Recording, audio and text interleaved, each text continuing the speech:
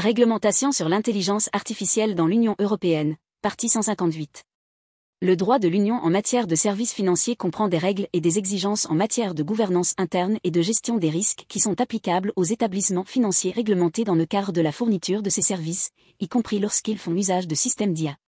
Afin d'assurer la cohérence de l'application et du contrôle du respect des obligations découlant du présent règlement et des règles et exigences pertinentes prévues par les actes juridiques de l'Union sur les services financiers, les autorités compétentes chargées de la surveillance et du contrôle de l'application de ces actes juridiques, en particulier les autorités compétentes au sens du règlement, UE, No 575/2013 du Parlement européen et du Conseil, 46, et des directives 2008/48/CE, 47.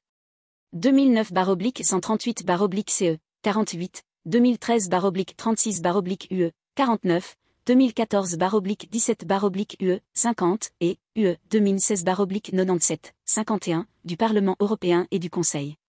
Devraient être désignés, dans les limites de leurs compétences respectives, comme les autorités compétentes aux fins de la surveillance de la mise en œuvre du présent règlement, y compris pour les activités de surveillance du marché, en ce qui concerne les systèmes d'IA fournis ou utilisés par des établissements financiers réglementés et surveillés, à moins que les États membres ne décident de désigner une autre autorité pour remplir ces tâches de surveillance du marché.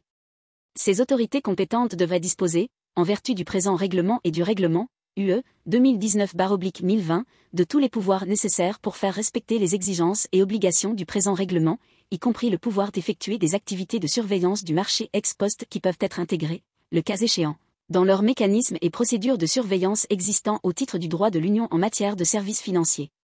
Il convient d'envisager que, lorsqu'elles agissent en tant qu'autorité de surveillance du marché au titre du présent règlement, les autorités nationales responsables de la surveillance des établissements de crédit réglementés régis par la directive 2013/36/UE, qui participent au mécanisme de surveillance unique institué par le règlement, UE, No 1024/2013 du Conseil, 52, doivent communiquer sans délai à la Banque centrale européenne toute information identifiée dans le cadre de leur activité de surveillance du marché qui pourrait présenter un intérêt pour les missions de surveillance prudentielle de la Banque centrale européenne telles qu'elles sont définies dans ledit règlement. Pour renforcer encore la cohérence entre le présent règlement et les règles applicables aux établissements de crédit régis par la directive 2013/36/UE, il convient aussi d'intégrer certaines des obligations procédurales des fournisseurs en ce qui concerne la gestion des risques, la surveillance après commercialisation et la documentation dans les obligations et procédures existantes au titre de la directive 2013/36/UE. Afin d'éviter les chevauchements, des dérogations limitées devraient aussi être envisagées en ce qui concerne le système de gestion de la qualité des fournisseurs et l'obligation de suivi imposée aux déployeurs de systèmes d'IA à haut risque dans la mesure où les dispositions y afférentes s'appliquent aux établissements de crédit régis par la directive 2013/36/UE.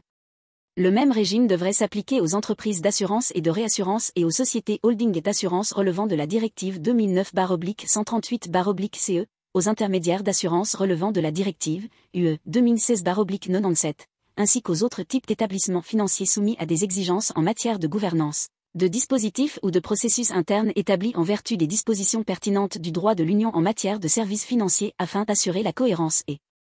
l'égalité de traitement dans le secteur financier.